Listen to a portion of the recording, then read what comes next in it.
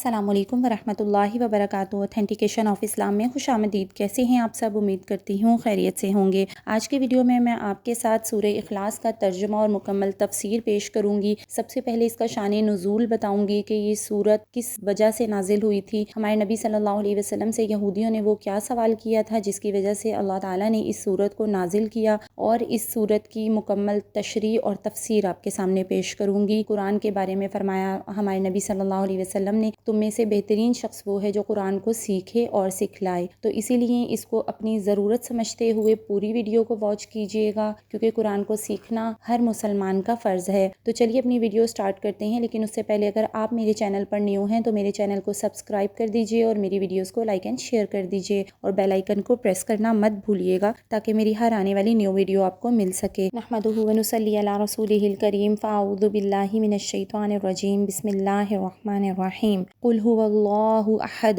آپ کہہ دیجئے کہ وہ یعنی اللہ ایک ہے۔ اللہ الصمد، اللہ بے نیاز ہے۔ لم یلد ولم یولد، اس کی اولاد نہیں اور نہ وہ کسی کی اولاد ہے۔ ولم یکن لہ کفوا احد، اور نہ کوئی اس کے برابر ہے۔ تو یہ سورت جو ہے یہ مکی سورت ہے، اس میں 4 آیتیں ہیں۔ سورہ اخلاص اس کا نام ہے، اور اس سورت میں اللہ جل شانہ کی ذات اور صفات کا تذکرہ فرمایا گیا ہے۔ الفاظ اگرچہ بہت مختصر ہیں لیکن واضح طور پر بتا دیا ہے کہ اللہ تعالیٰ بالکل تنہا ہے، ان کا کوئی شریک نہیں، نہ ذات میں نہ صفات میں، اور نہ کوئی بھی ذرا بھی کسی طرح بھی اس کے برابر نہیں۔ اس کا شان نزول سن لیجئے کہ یہ سورت کیوں نازل ہوئی تھی۔ تو حضرت ابی بن کعب رضی اللہ تعالیٰ عنہ سے روایت ہے کہ مشرکین نے رسول اللہ صلی اللہ علیہ وسلم سے کہا کہ آپ اپنے رب کا نسب بیان کر دیجئے۔ اس پر اللہ تعالیٰ نے یہ سورت نازل فرمائی، اور حضرت ابن عباس رضی اللہ تعالیٰ عنہ سے یوں مروی ہے کہ عامر بن طفیل اور اربد بن ربیعہ رسول اللہ صلی اللہ علیہ وسلم کی خدمت میں حاضر ہوئے۔ عامر نے کہا کہ اے محمد، آپ کس کی طرف ہمیں دعوت دیتے ہیں؟ آپ صلی اللہ علیہ وسلم نے فرمایا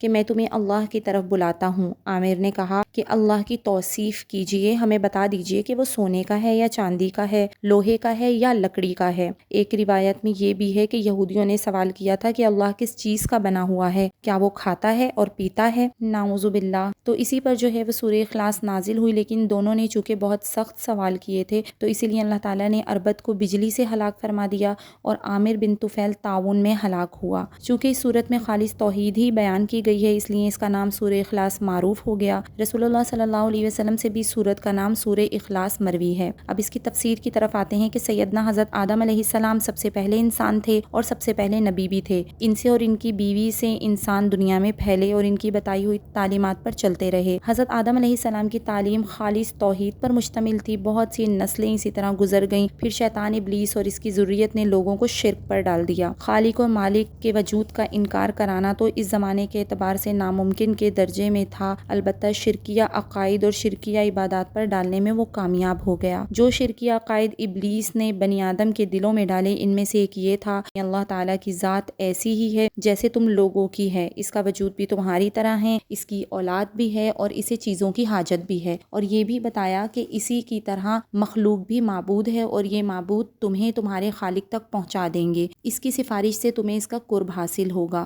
شیطان نے فرشتوں کو اللہ کی بیٹیاں بتایا، اور حضرت عیسیٰ اور حضرت عزیر علیہ السلام کو اس کا بیٹا بتایا، اور بتوں کو سجدے کرائے اور ان پر نیازیں چڑھوائیں۔ دنیا میں ان چیزوں کا بہت زیادہ رواج ہو گیا۔ حضرت نوح علیہ السلام کے زمانے ہی میں، بلکہ اس سے بہت پہلے بت پرستی شروع ہو گئی تھی۔ اللہ تعالیٰ کی طرف سے حضرات انبیاء کرام اور رسول بھیجے گئے، اور ان کی مستقل بھیجنے کا سلسلہ جو ہے وہ جاری رہا۔ اللہ تعالیٰ نے کتابیں بھی نازل فرمائیں، صحیفے بھی اتارے، لیکن عموماً بنی آدم نے توحید کی دعوت کو قبول نہ کیا، حتیٰ کہ رسول اللہ صلی اللہ علیہ وسلم نبی بنا کر بھیجے گئے۔ عرب اور عجم میں کفر اور شرک کا دورہ تھا۔ آپ صلی اللہ علیہ وسلم نے توحید کی دعوت دی تو مشرکین کو بڑا تعجب ہوا اور کہنے لگے، اجعل الآلہۃ الہا واحدا ان ھذا لشیء عجاب، کیا اس نے بہت سے معبودوں کو ایک ہی معبود بنا دیا؟ بے شک یہ تو بڑے تعجب والی بات ہے۔ تو جب کوئی چیز رواج میں آ جائے، خواہ کیسی ہی بری ہو، اس کے خلاف جو بھی کچھ کہا جائے تعجب سے سنا جاتا ہے، اور رواج کی وجہ سے لوگ اچھائی کی طرف پلٹا کھانے کو بھی تیار نہیں ہوتے۔ عرب میں شرک کا یہ حال تھا کہ حضرت ابراہیم علیہ السلام نے مکہ مکرمہ میں خانہ کعبہ تعمیر کیا تھا۔ انہی کی نسل کے لوگوں نے کعبے میں 360 بت رکھ دیے تھے،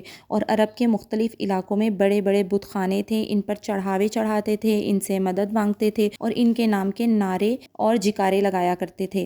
جب ان لوگوں نے رسول اللہ صلی اللہ علیہ وسلم سے عرض کیا کہ آپ اپنے رب کا نسب بیان کر دیجئے، تو سورہ اخلاص نازل ہو گئی، جس میں اللہ تعالیٰ شانہ کی توحید خالص بیان کی گئی۔ قل هو اللہ احد، یعنی آپ فرما دیجئے وہ اللہ تنہا ہے۔ اس کے بارے میں کوئی بھی ایسی بات سوچنا یا کوئی بھی ایسا سوال کرنا جس سے مخلوق کی کسی طرح بھی مشابہت کی طرف ذہن جاتا ہو، غلط ہے۔ اس کے بعد فرمایا اللہ الصمد، اس کا ترجمہ ہے کہ اللہ بے نیاز ہے، یعنی جو کسی کا محتاج نہیں ہے۔ روح المعانی لکھتے ہیں کہ لفظ بے نیاز اس کا آدھا ترجمہ ہے۔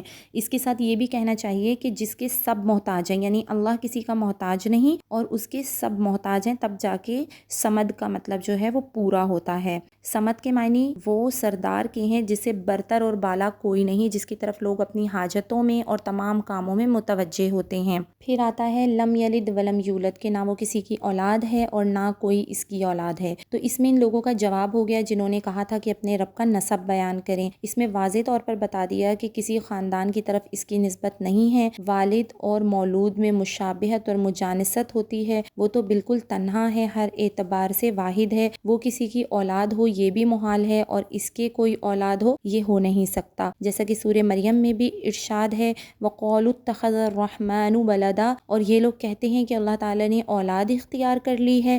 لَقَدْ جِئْتُمْ شَيْئًا اِدًّا، تم نے یہ ایسی سخت حرکت کی ہے کہ اس کے سبب کچھ بعید نہیں کہ تَكَادُ السَّمَاوَاتُ يَتَفَطَّرْنَ مِنْهُ، کہ آسمان پھٹ پڑیں، وَتَنشَقُّ الْأَرْضُ، اور زمین کے ٹکڑے اڑ جائیں، وَتَخِرُّ الْجِبَالُ هَدًّا، اور پہاڑ ٹوٹ کر گر پڑیں، أَن دَعَوْا لِلرَّحْمَنِ وَلَدًا، اس بات سے کہ یہ لوگ خدا تعالیٰ کی طرف اولاد کی نسبت کرتے ہیں، حالانکہ وَمَا يَنبَغِي لِلرَّحْمَنِ أَن يَتَّخِذَ وَلَدًا، حالانکہ خدا تعالیٰ کی شان نہیں ہے کہ وہ اولاد اختیار کرے۔ تو یہ سورہ مریم کی آیت کا ترجمہ آپ کے سامنے پیش کیا۔ اللہ تعالیٰ کی ذات ہمیشہ سے ہے، اس کا وجود ازلی اور ابدی ہے، وہ کسی سے پیدا نہیں ہوا، اور اس کی اولاد ہو اس کی شان احدیت کے خلاف ہے۔ لہٰذا مشرکین نے اس کے لیے جو اولاد تجویز کی، جیسا کہ عرب کے مشرکوں نے فرشتوں کو بیٹیاں بتایا، اور یہود نے حضرت عزیر کو اور نصارہ نے حضرت مسیح ابن مریم کو اللہ کا بیٹا بتایا، یہ سب باطل ہے اور جھوٹ ہے، اور یہ ناممکن ہے کہ اللہ تعالیٰ کسی کے والد بنے۔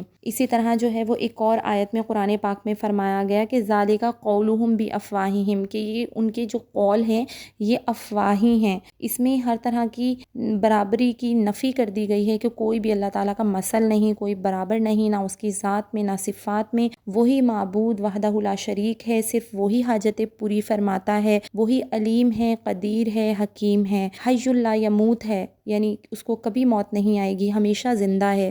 سب اسی کی طرف متوجہ ہوں، اسی سے مانگیں اور اسی کی عبادت کریں۔ پھر آگے فرمایا وَلَمْ يَكُنْ لَهُ كُفُوًا أَحَدٌ، یعنی نہ کوئی اس کے برابر ہے۔ حضرت ابو ہریرہ رضی اللہ تعالیٰ عنہ سے روایت ہے کہ رسول اللہ صلی اللہ علیہ وسلم نے ارشاد فرمایا کہ لوگ آپس میں برابر یہ سوال کرتے رہیں گے کہ یہ ساری مخلوق اللہ تعالیٰ نے پیدا فرمائی اور اللہ کو کس نے پیدا کیا۔ جب لوگ ایسا سوال کریں تو کہو اللہ الصمد، لم یلد ولم یولد ولم یکن لہ کفوا احد۔ حضرت ابو ہریرہ رضی اللہ تعالیٰ عنہ سے یہ بھی مروی ہے کہ رسول اللہ صلی اللہ علیہ وسلم نے فرمایا کہ لوگ برابر آپس میں یہ سوال کرتے رہیں گے کہ یہ مخلوق ہے، اس کو اللہ نے پیدا فرمایا، اللہ کو کس نے پیدا کیا۔ جب کوئی شخص اپنے اندر یہ بات محسوس کرے تو یوں کہہ دے کہ آمنت باللہ ورسولہ، کہ میں اللہ پر اور اس کے رسولوں پر ایمان لایا، اور وہیں پہ رک جائے۔ یہ بخاری اور مسلم شریف کی احادیث میں نے آپ کے ساتھ شیئر کی ہیں۔ حضرت ابو ہریرہ رضی اللہ تعالیٰ عنہ سے یہ بھی روایت ہے کہ رسول اللہ صلی اللہ علیہ وسلم نے بیان کیا کہ اللہ تعالیٰ نے فرمایا کہ مجھے ابن آدم نے جھٹلایا، اس کو ایسا کرنا نہ تھا، اور اس نے مجھے گالی دی، اور اسے ایسا کرنا نہ تھا، اس کا مجھے جھٹلانا یہ ہے کہ وہ یوں کہتا ہے کہ اللہ مجھے موت کے بعد دوبارہ زندہ نہیں کرے گا جیسا کہ اس نے مجھے پہلے کیا تھا، حالانکہ یہ بات نہیں ہے۔ میرے لیے پہلی بار پیدا کرنے کی نسبت دوبارہ پیدا کرنا زیادہ آسان ہے۔ میرے لیے ابتداً یعنی شروع میں پیدا کرنا اور دوبارہ پیدا کرنا دونوں برابر ہیں۔ جب یہ بات ہے تو دوبارہ پیدا کرنے کو مشکل سمجھنا اور بعثت پر ایمان لانا یہ مجھے جھٹلانا ہی ہوا، اور انسان کا مجھے گالی دینا یہ ہے کہ وہ کہتا ہے کہ اللہ تعالیٰ نے اپنے لیے اولاد بنا لی ہے، حالانکہ میں احد ہوں، صمد ہوں، میں نے کسی کو نہیں جنا اور نہ میں کسی سے جنا گیا، اور میرا کوئی ہمسر نہیں۔ اب تھوڑے سے فضائل سورہ اخلاص کے میں آپ کے سامنے پیش کر رہی ہوں۔ حضرت ابو ہریرہ رضی اللہ تعالیٰ عنہ سے روایت ہے کہ رسول اللہ صلی اللہ علیہ وسلم نے ارشاد فرمایا کہ میں تمہیں تہائی قرآن پڑھ کر سناتا ہوں۔ اس کے بعد آپ نے سورہ اخلاص پوری پڑھی۔ ایک اور روایت میں ہے کہ حضرت انس رضی اللہ تعالیٰ عنہ سے مروی ہے کہ وہ یوں ہے کہ ایک شخص نے کہا کہ یا رسول اللہ،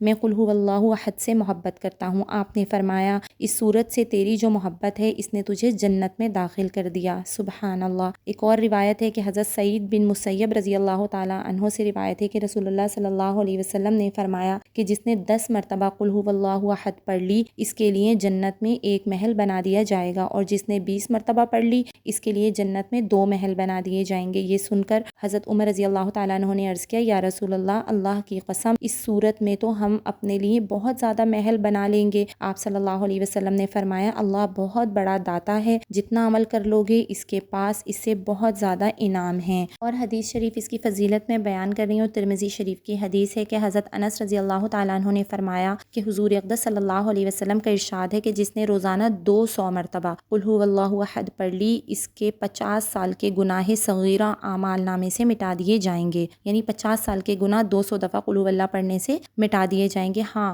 اگر اس کے اوپر کسی کا قرض ہو تو معاف نہیں ہوگا۔ ایک اور حدیث ترمذی شریف کے آپ کے سامنے ذکر کرتی ہوں کہ حضرت انس رضی اللہ تعالیٰ عنہ نے حضور اقدس صلی اللہ علیہ وسلم کا یہ ارشاد نقل کیا ہے کہ جو شخص بستر پر سونے کا ارادہ کرے اور داہنی کروٹ پر لیٹ کر، یعنی کہ رائٹ سائڈ پہ اپنے لیٹ کر 100 مرتبہ قل هو اللہ احد پڑھ لے تو قیامت کے دن اللہ جل شانہ کا ارشاد ہوگا کہ اے میرے بندے تو اپنی دائیں جانب سے جنت میں داخل ہو جا۔ سبحان اللہ۔ حضرت ابو ہریرہ رضی اللہ تعالیٰ عنہ سے روایت ہے کہ رسول اللہ صلی اللہ علیہ وسلم نے ایک شخص کو قل هو اللہ احد یعنی سورہ اخلاص پڑھتے ہوئے سن لیا۔ آپ صلی اللہ علیہ وسلم نے فرمایا کہ اس کے لیے واجب ہو گئی۔ میں نے پوچھا کیا واجب ہو گئی؟ فرمایا جنت۔ یہ بھی ترمذی شریف کی حدیث ہے جو میں نے آپ کے سامنے پیش کی۔ تو یہ کچھ فضائل سورہ اخلاص کے میں نے آپ کے سامنے پیش کی۔ یہ بہت ہی بہترین صورت ہے۔ اس صورت کو اللہ کی محبت کے ساتھ اگر ہم پڑھیں گے تو یقین کریں کہ اللہ کو دھیان میں رکھتے ہوئے جب ہم اس صورت کو پڑھتے ہیں تو اتنا مزہ آتا ہے اس کو پڑھنے کا،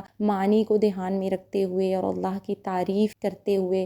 یہ اللہ کی تعریف ہی ہے نا، تو جب ہم صورت کو پڑھتے ہیں نا تو یقین کریں ایسے اللہ کی بڑائی دل کے اندر اترتی ہے۔ آپ کر کے کبھی دیکھیے گا کہ آنکھیں بند کریں اور اس صورت کو پڑھیں قل هو اللہ احد اللہ الصمد لم یلد ولم یولد ولم یکن لہ کفوا احد۔